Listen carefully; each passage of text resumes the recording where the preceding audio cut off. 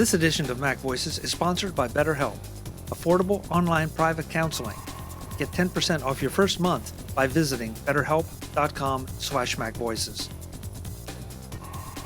This edition of Mac Voices is supported by SaneBox. Organize your inbox and never waste time on email again. Sign up today at sanebox.com/MacVoices to save $25 on any subscription. Welcome to Mac Voices. This is the talk of the Apple community, and I'm Chuck Joyner. This is part 2 of MacVoices Holiday Gift Guide number 4 with Wally Cherwinski, Joe Kissell, and Mark Fuccio providing the picks. The first two rounds, were eclectic. They get even more eclectic as we go into rounds 3 and 4. So let's go right back and let Joe start up round 3. So, Joe, where are you going with this one? All right. I, too, have something that involves a camera. Now, another one of my books that is a little bit outdated is Take Control of Your Paperless Office. I've talked about getting a document scanner like the one that is behind your left shoulder there. You get paper, you scan it, turn it into PDFs, get rid of the paper, that kind of a thing.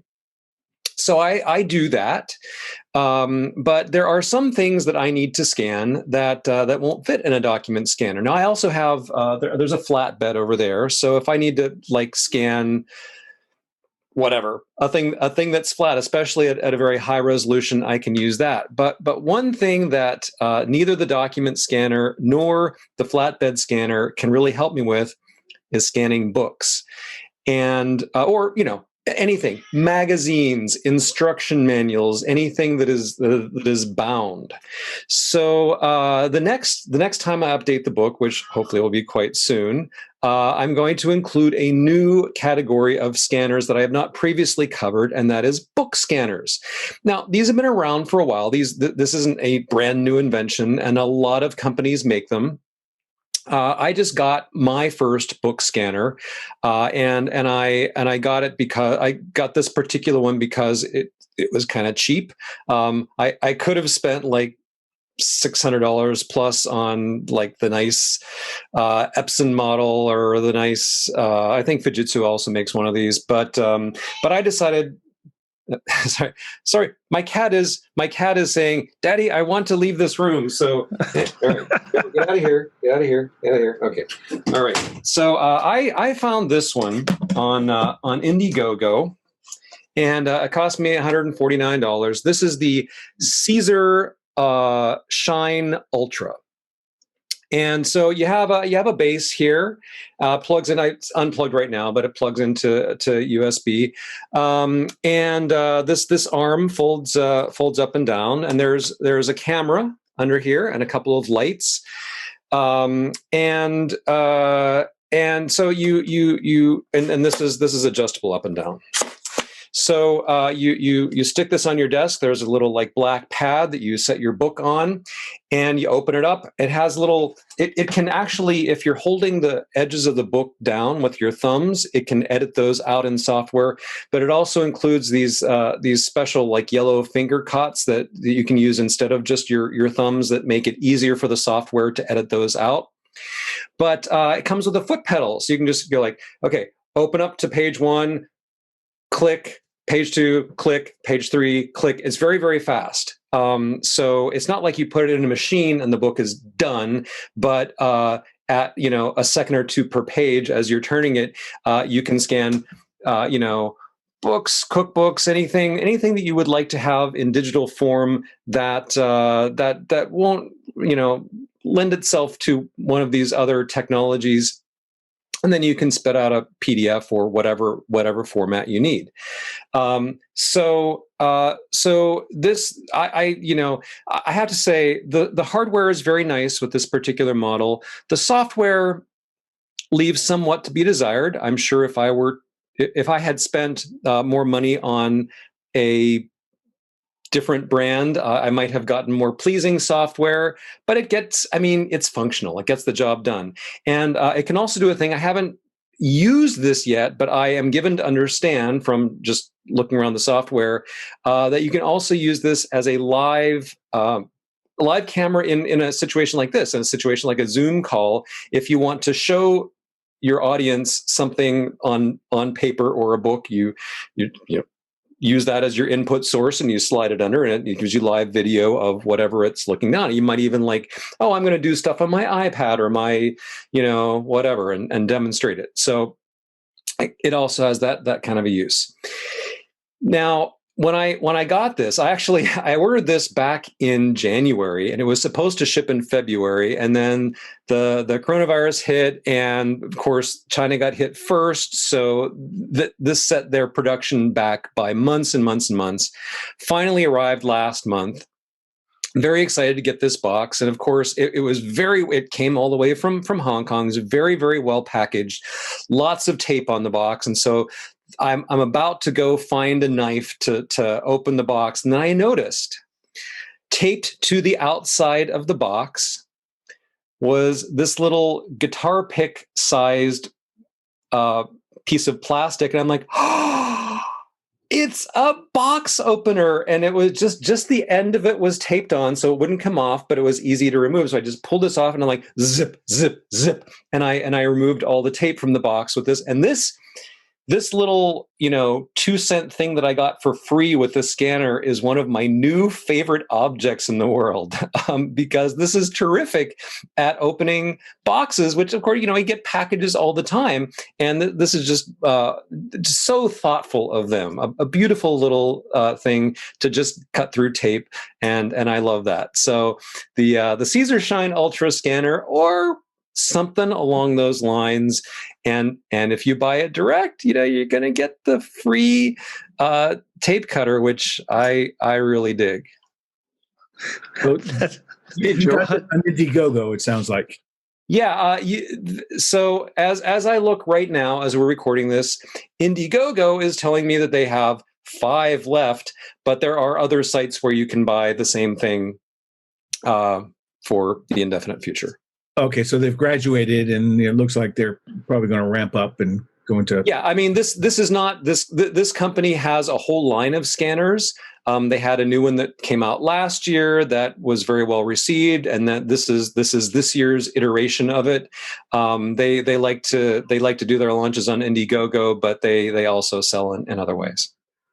It's a good marketing technique. Got it. Yeah. Very nice. Very nice. You should buy another dozen so you can get, make sure your box opener doesn't go, gets dull and useless. Yeah, I what I wanted to do was to say, and go to Amazon and just buy one of these things, like a great stocking stuffer for everyone in your family. There are lots of little box openers you can get, but they all have blades. Some of them are metal blades, some of them are ceramic blades. But this is just pure plastic. It's totally harmless, except if you're made out of tape. So I'm sure they must be available someplace. But I just love this little thing. So, Yeah, Joe, could you use that scanner for something like a scrapbook or a photo album? Yes, yes, you can. And so. This pad that it sits on, it's just like a piece of neoprene, looks to be about 18 inches by 2 feet or something. And so as long as it'll fit on that, the arm goes up and down to get at wider things or narrower things. So as long as it can fit in that space when it's open, you should be good to go. And I know you said the software isn't quite up to scratch, but resolution on the images you get? Yeah, this is 13 megapixels. 13, yeah.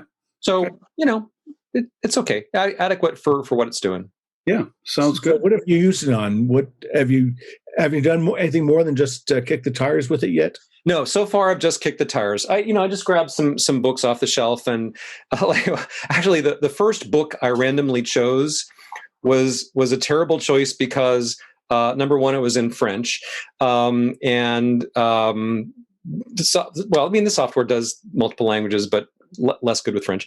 But it was like a picture book, and it was a full bleed, so it had pictures that came all the way out, and so you couldn't really successfully edit out your thumbs. So that was an inauspicious choice. But if your book is mainly text and has actual margins, then it should work okay. And does it embed one of the standard text OCR packages? So it's robust? Yeah. So it does OCR automatically. I mean, you can turn it on and off, and you can choose different languages, but I haven't done enough testing to see. I mean, I have a few OCR packages, and I have not done enough testing to see how it compares in accuracy to others.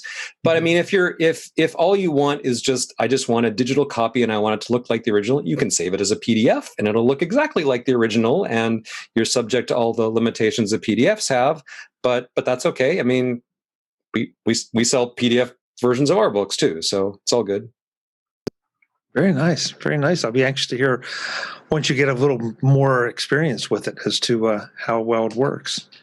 So I like this. You write books, you publish books, and now you scan books. Yeah, I can envision the title now. Yes. Take control of scanning your Take Control books. Yeah. No need to. You're already in PDF. Yeah, exactly. Yeah. All right. Wally, round 3.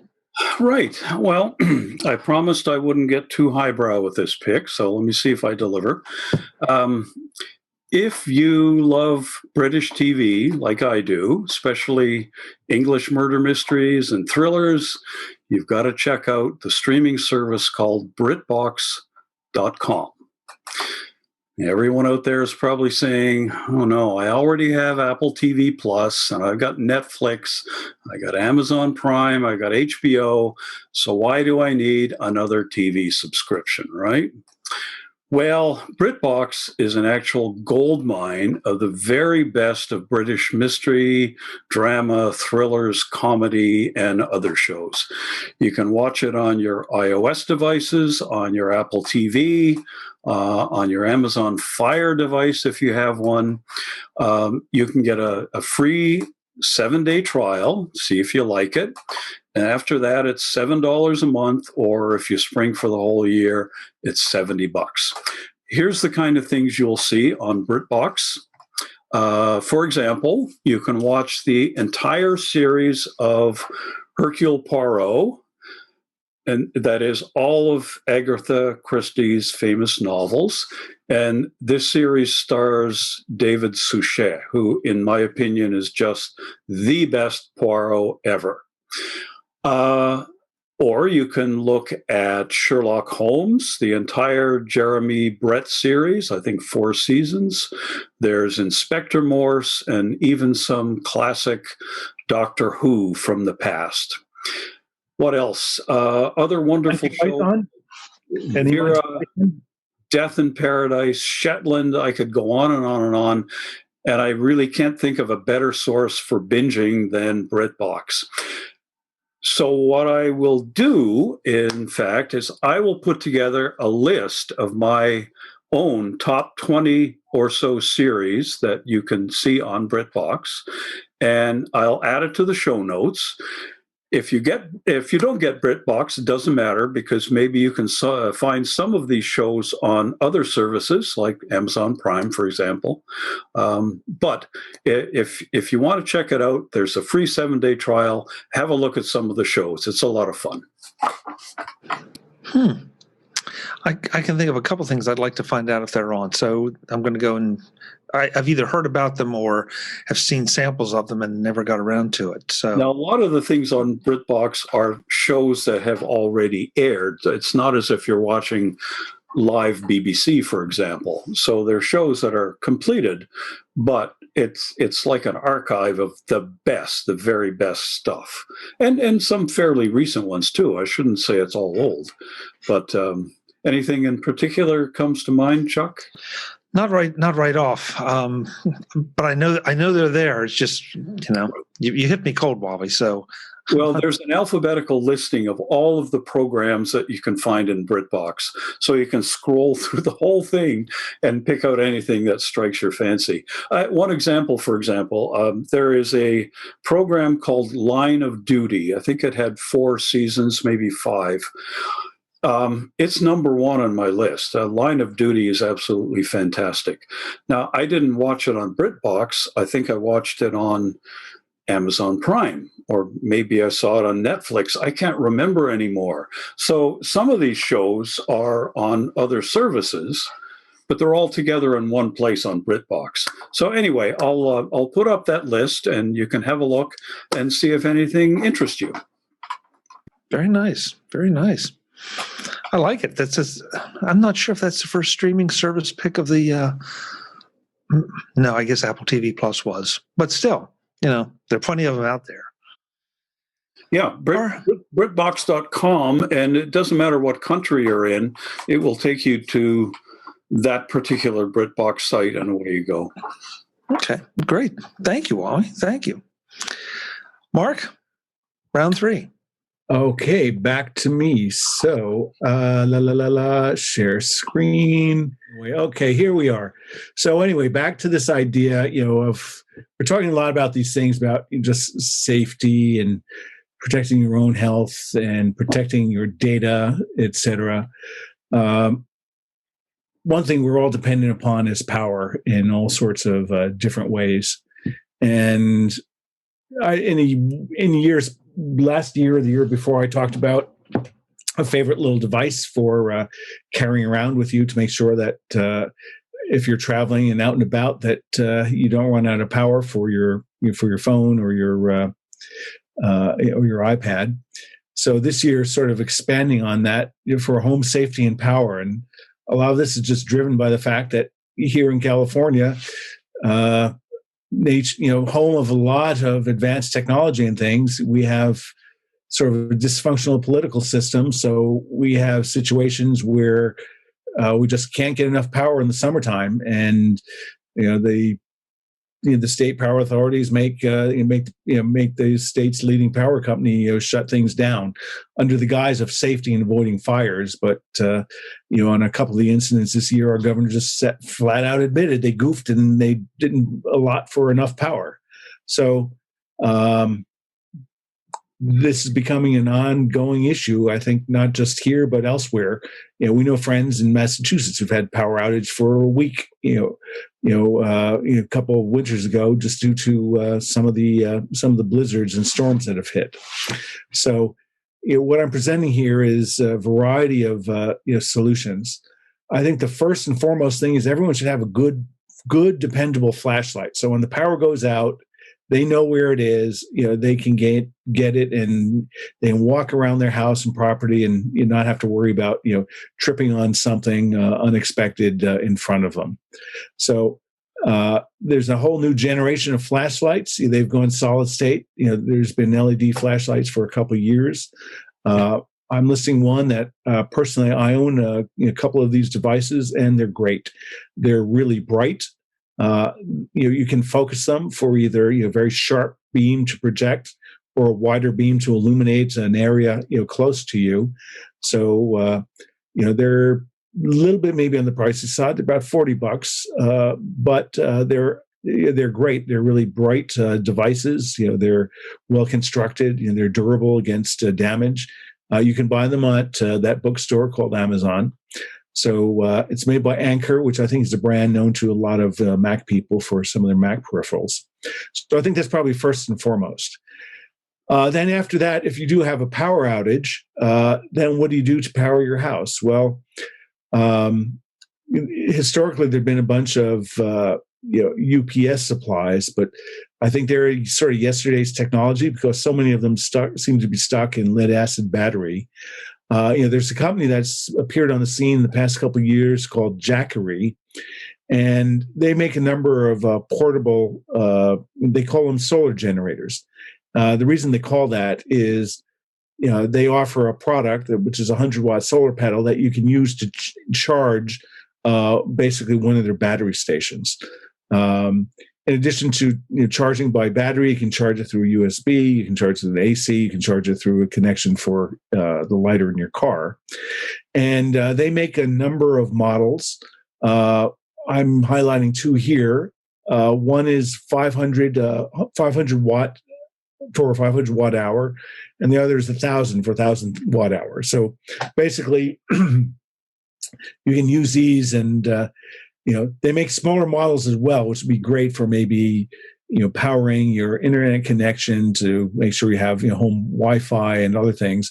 But if you need something that you need to handle an appliance or run maybe a TV or something, you need something with more wattage and more capacity. So either of these are applicable towards that.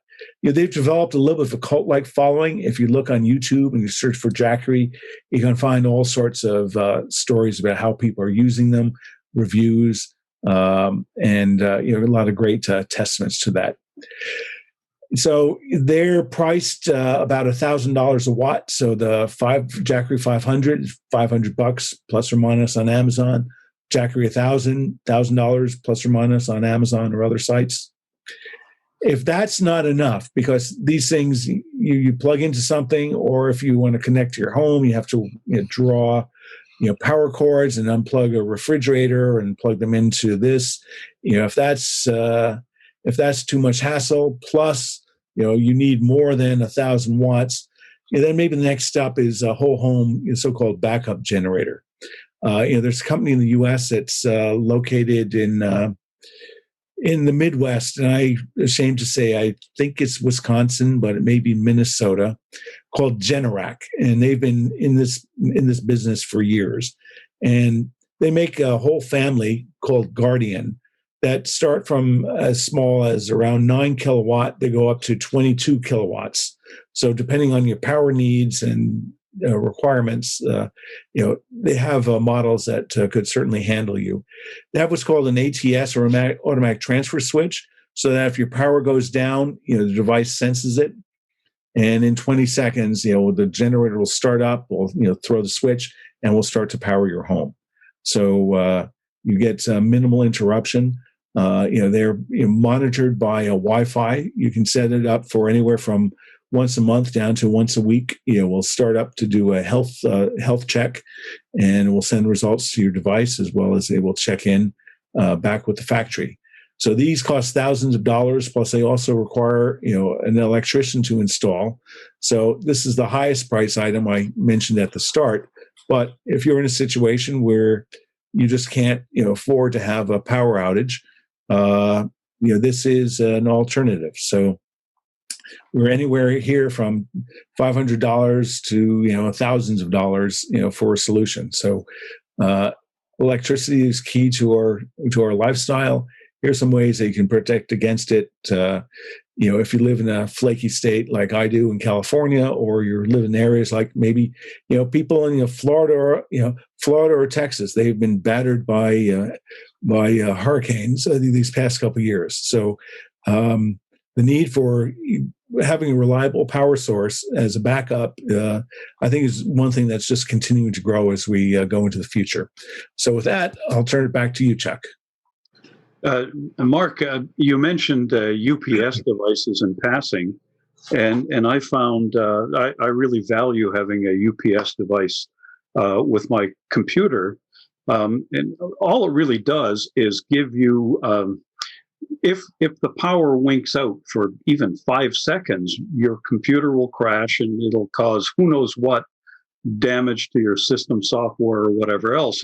If you've got a UPS running, it won't crash at all. It'll keep on going, and you can keep it going for however long it takes for you to shut down normally, which is a really good thing, because it saves a lot of grief otherwise. Now, it can't run forever. It's not going to power your house or some equipment like some of your devices, but at least it gives you an orderly transition from up and running to shutdown.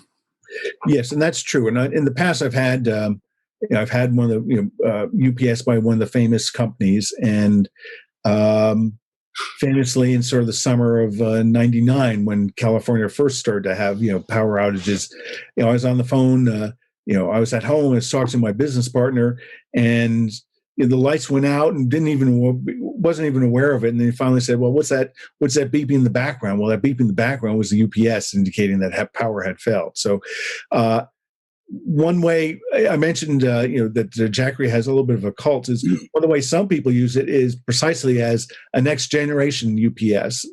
So instead of having lead acid batteries, these are lithium battery based, and they'll do a similar thing. They'll plug it into a charger so it's charged, and then they'll plug their computer into it so that if there is a power outage, it gets sourced appropriately.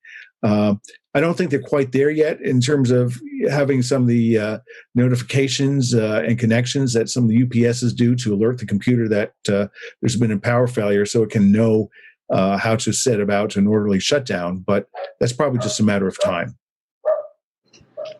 Good. Jackery seems to, depending on which model you're talking about, seems to be a very popular pick this year. We've had a couple picks of Jackery things before. I don't think any of those, though.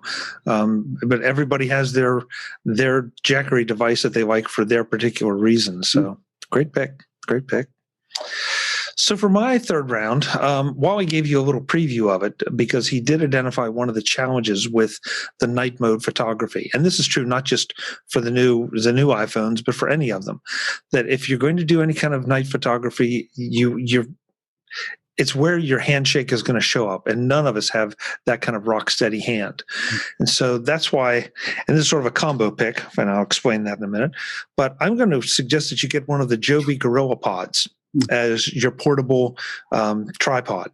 Now, obviously, this is not big enough to put on the ground, so you're going to have to put it on something. But the great thing about the Jobies are that you can bend them, you can wrap them around trees or light poles or whatever, and they wrap securely and solidly.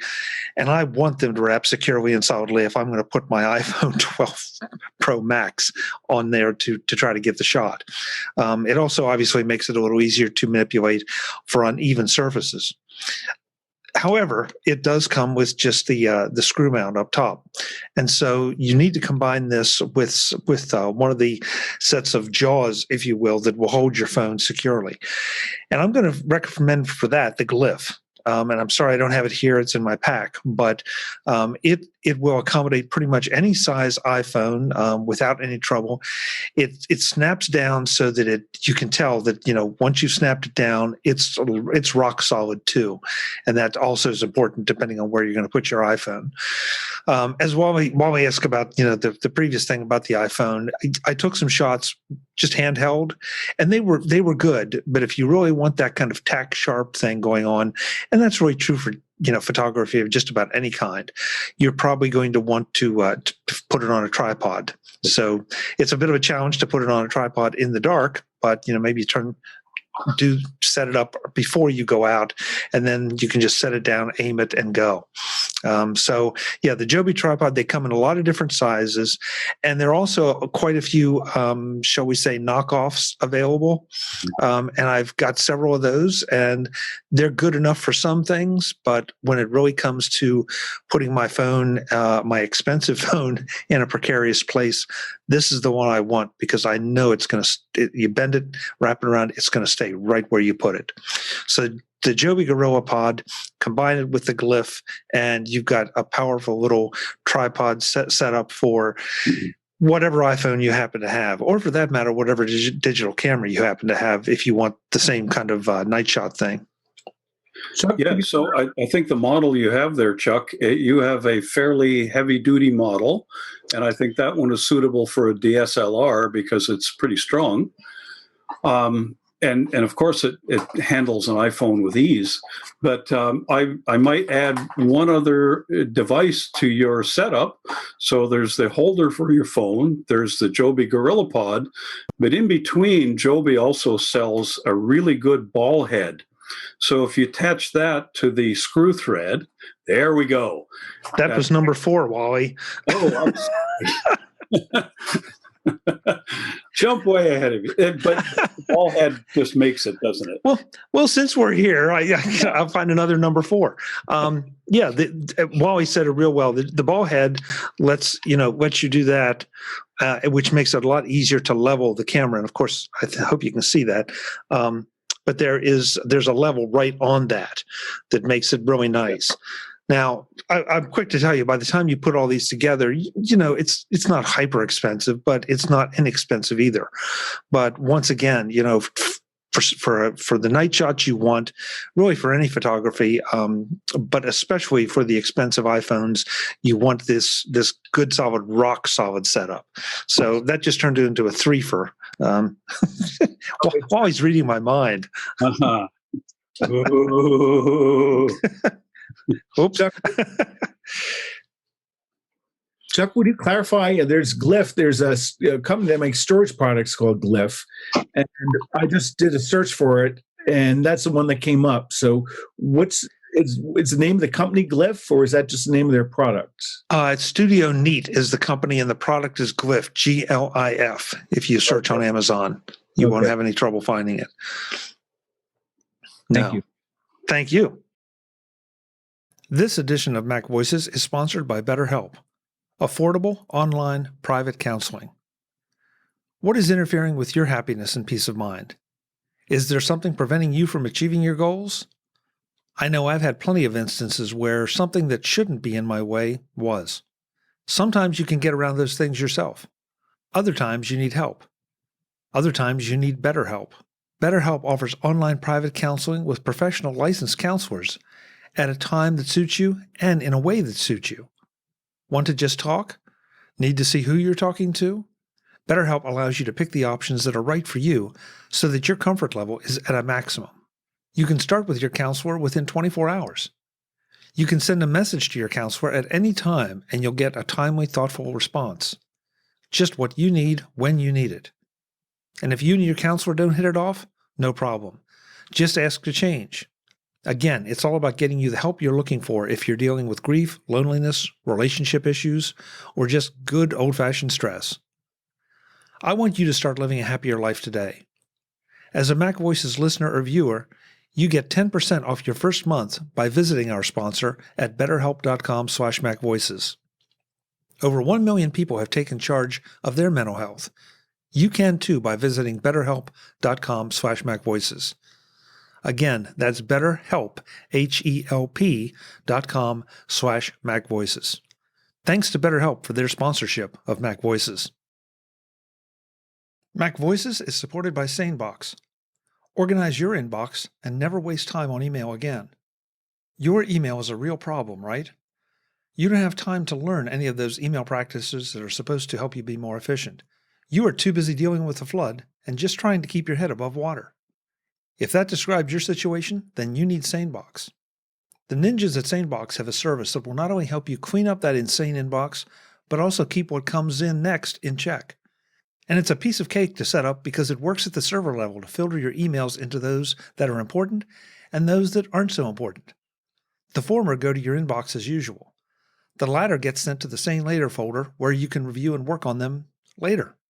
Have someone constantly sending you emails even though you've hit that unsubscribe button a dozen times? Use the same black hole feature to be sure that you never hear from them again, no matter how many emails they send you. Or stop being interrupted by those incoming emails by using the Do Not Disturb feature so that your email is held temporarily, and you can actually get something done. There's a lot more to SaneBox to help you get control of your email, so don't delay. Organize your inbox and never waste time on email again with SaneBox. Visit sanebox.com/macvoices and sign up today to get a $25 discount on any subscription. That's $25 off any SaneBox subscription at sanebox.com/macvoices. Do it today and get control of your email at sanebox.com/macvoices. Thanks to SaneBox for their support of Mac Voices. Okay, gentlemen, we're round 4. And this is where you have to make your final pick. And so that one you've been holding out, hoping nobody picked, Wally. So, Joe, let us know, what is your last pick of 2020? All right. So I wanted to end on an optimistic note. And for me, I want to feel optimistic that at some point in the future, maybe as soon as this time next year, I am not always giving presentations via Zoom. Sometimes I would like to actually get up in front of a live audience again.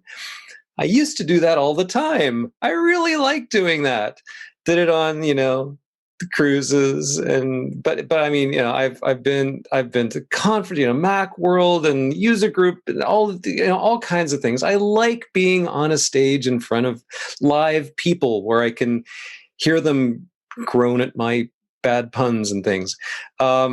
So I will have Keynote or PowerPoint, whatever, running on my laptop. It's hooked up to a projector, and of course, as I'm walking around the stage, I got a clicker. All right, everybody needs a clicker. This is a useless object if you are sitting at your computer giving a presentation with screen sharing.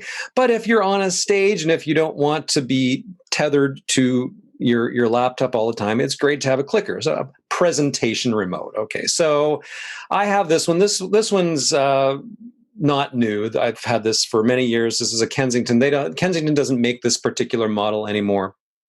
At the time I bought it, it seemed like it had the right combination of features. And the main thing is to advance or go back in your slides or start or stop your presentation. Has a laser pointer built in if you need to point at something on your screen. Now, most of these don't use Bluetooth. Most of these want to give you more range and more reliability than Bluetooth will give you. So of course they come with, it's just pops right out. It's a little receiver, and of course they're all USB. Well, I was realizing that I haven't had a laptop with a USB-A port in quite a few years. And yeah, I know you have adapters, but that just offends my sense of aesthetics. If I'm going to have a presentation remote with a little dongle that's going to stick into a USB port, I want it to be a USB-C adapter. And so I thought, well, I mean, this is 2020. There must be a million of those by now, right? Well, I searched, and I was only able to find one presentation remote that has a USB-C dongle. And in fact, it's a double-headed thing. Like it's USB-A on one side and USB-C on the other side. So it should work with just about any computer you might encounter. But it's the only one I could find where the dongle doesn't require yet another adapter.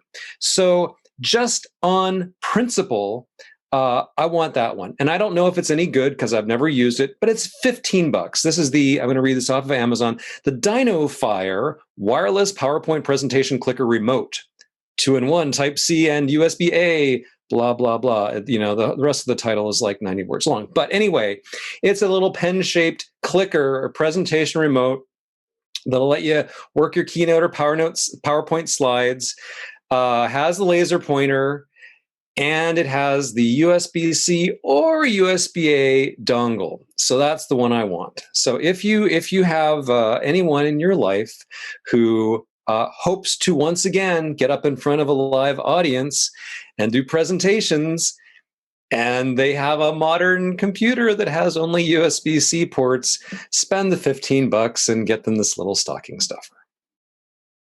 Joe, I'm looking at this on Amazon.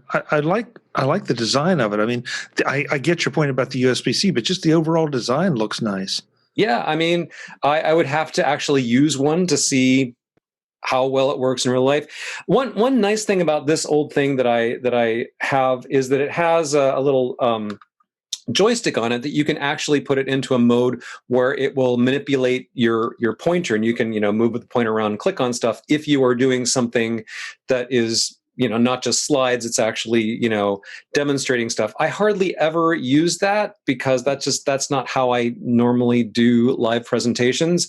And this new thing, it's $15. It doesn't have that, but whatever. I don't really care.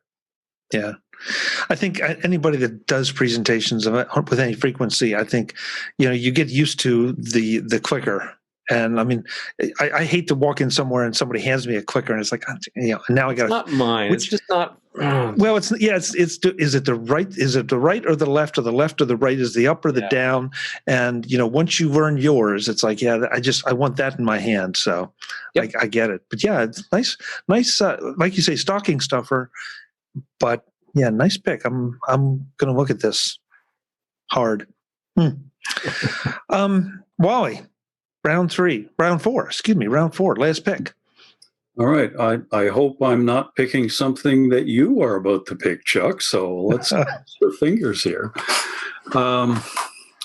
Well, like a lot of people, in the last few years, we seem to shoot so many photographs, whether we're traveling or a special event or a holiday, whatever it is. And it's so easy with our new iPhones and our cameras, iPads. We're just shooting, and we're collecting all of these photographs. And in my experience, we don't always have a chance to enjoy them as much as we could. We go into our Photos app and we browse through there, or we look at them on our phone, but somehow it doesn't seem the same as it used to be when we had things like photo albums, and when you printed your photos and you valued them because they were on paper, and you actually took this valuable photo and you put it in a photo album with little corner mounts, and you looked at it every now and then, and you had some great memories. Well, we don't seem to do that as much anymore, although we can. You can go into your Photos app on your Mac or your laptop and open up one of the extensions, and you can create a beautiful photo book with your favorite photos. So what I've been doing for the last, I don't know, maybe 10 years or so, is I do an annual photo book, like a coffee table book, of the highlights of that year. So it might have been places we traveled to, or the birth of a grandchild, or anything like that. And you put together a nice photo album, you send it off for printing, it comes back, and you've got a wonderful souvenir. You share it with your family, you share it with friends when they come over, et cetera, et cetera. So there are two extensions that do a really good job these days for printing and laying out photo books, and they provide templates, and all you do is basically take your photo and pop it into a space on the template and add some text, and you've got a nice layout. One of them is from Mimeo, Mimeo. The other one is from Presto Photo. They do a really good job, and here's where I have to make a confession. I still haven't got the hang of either one of them, because they don't seem to do everything that the old version of Photos used to do. So I will confess in front of all of these people that when I do my photo book, I still do it on an 8-year-old Mac Pro running High Sierra with the old version of Photos, because it works. It's fantastic. Now, I know that Apple stopped printing books about 3 years ago, so you can't get them through Apple. But one of the extensions I mentioned, the Presto Photo people, will print a PDF exported from an old version of the Photos app. You send off the PDF, and they will send you back a beautiful book, hardcover book that looks exactly like your old Apple books did. That's not for everyone. I know people don't keep their old Mac Pros around and print books on them, but I'm just telling you, for anyone wanting to do it now, one of those two extensions, Mimeo or Presto Photo, will do a really nice job. Take your favorite photos, lay them out, some of Chuck's night shots, put them in there, and you'll have a great souvenir that you'll keep for years. They're not that expensive. It depends on the page sizes. You could have 14 by 11, 13 by 10, and 8.5 by 11, all kinds of sizes. It depends on the quality of paper you use. It depends on how many pages and whether it's hardcover or soft cover. So I can't throw a number at you and say it's going to cost this much. But if you go in there and lay it out, it'll tell you, at the 20-page mark, it'll say it's going to cost you this much, and you'll get an idea. But if you want a ballpark, I'd say for a 100-page book, that's a pretty big book, 13 by 10 hardcover, on the order of $150. Might sound like a lot, but for precious memories, it's a bargain.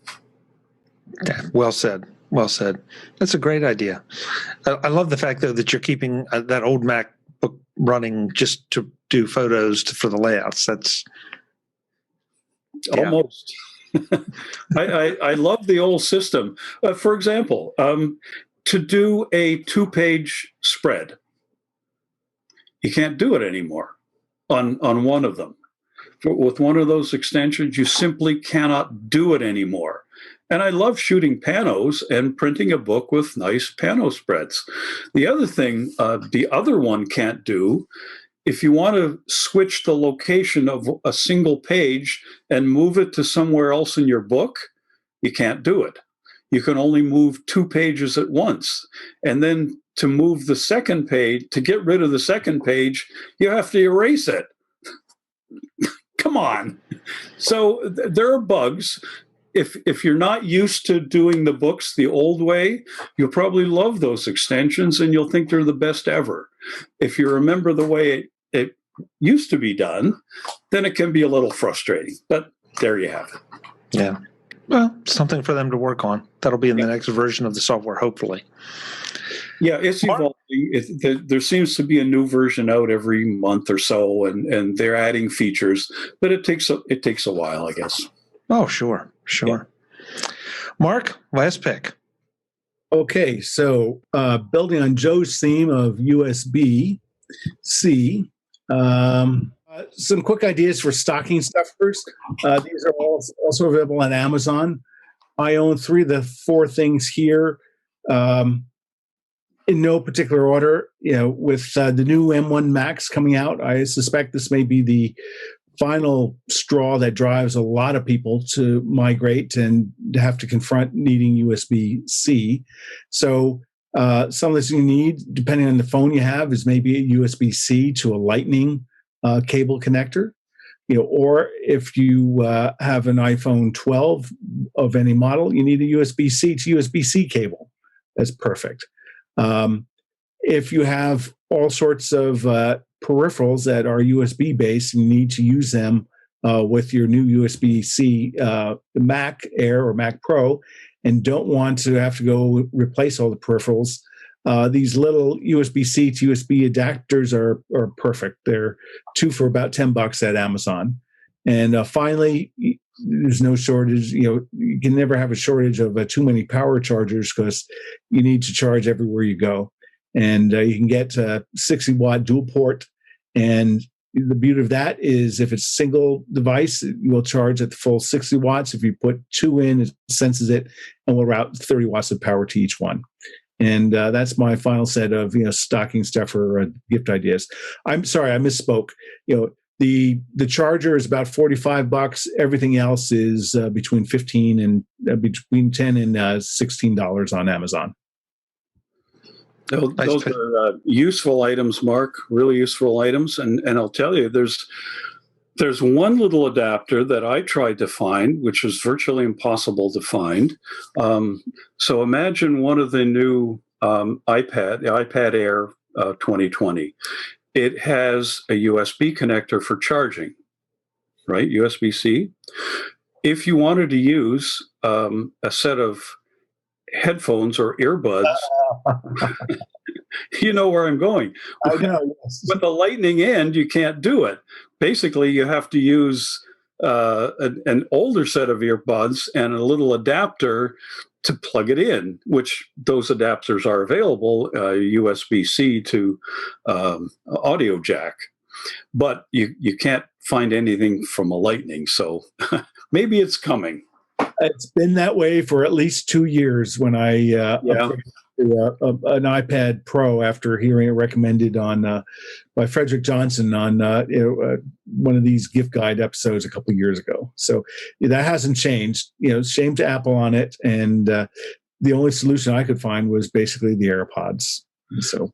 Yeah, well, I'm sorry that I've just discovered that, but I'm relatively new to an iPad Pro or and I'm shocked that even all this time out that it doesn't exist. So did you ultimately piece together, Wally, a solution that worked, or are you still looking at buying? No, I'm just using an older set of earphones with a USB-C on one end to connect to the iPad, and a standard audio jack on the other to put it to plug in a standard. Okay. So it's not a problem, but I was just surprised to run into the roadblock. Bluetooth, Wally, Bluetooth. Yeah, Bluetooth. Well, I've got those too, but Yeah. what can I say? I got too many headsets kicking around.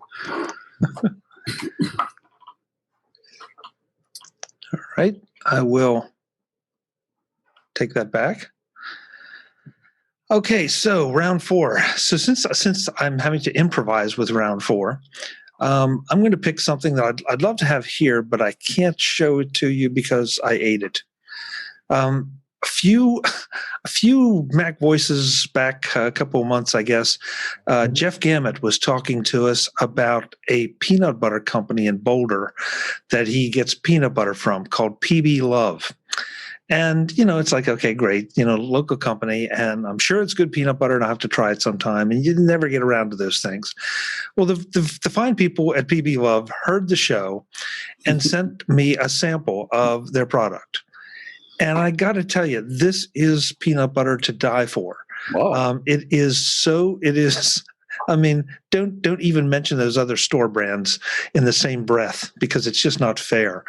My personal favorite was the almond butter, butter, I guess. But they sent me 3 different flavors, and they were all delicious. It's great peanut butter. That's all I can tell you.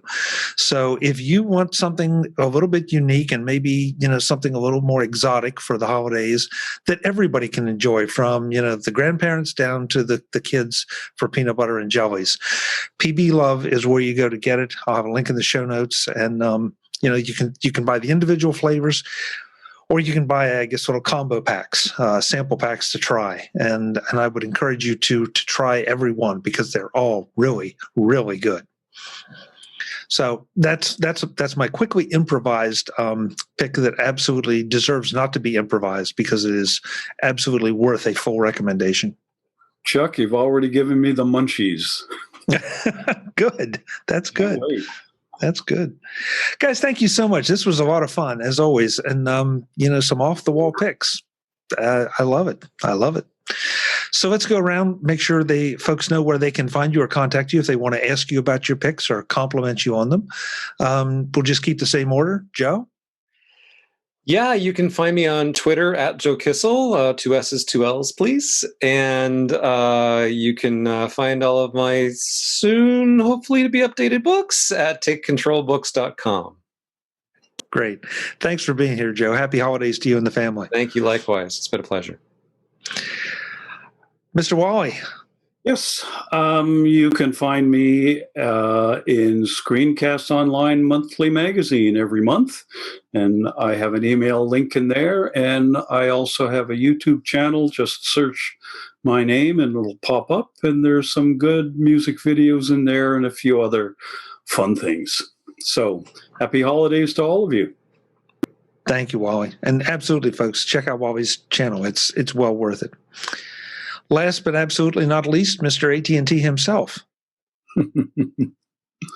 So easiest way to get me is either through Twitter or LinkedIn. Twitter is at Mark, M-A-R-K, Fuccio, F-U-C-C-I-O, all lowercase, one word. And Chuck, this is great. Happy holidays to all of the viewers. Thank you, Mark. Happy holidays to you, too. Folks, happy holidays to you, but this is not the end of the gift guides. We have more coming and more great picks, and I will see you next time. Until then, but as always, thanks for watching. Visit MacVoices.com for show notes and to connect with Chuck on social media. Get involved in our Facebook group or like our Facebook page, and get more out of your Apple tech with Mac Voices Magazine, free on Flipboard and on the web.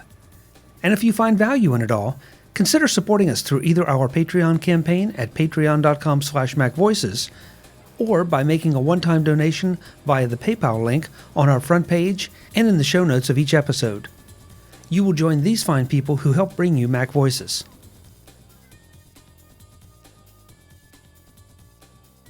Advertising handled by Backbeat Media at backbeatmedia.com. Bandwidth provided by CacheFly at cachefly.com.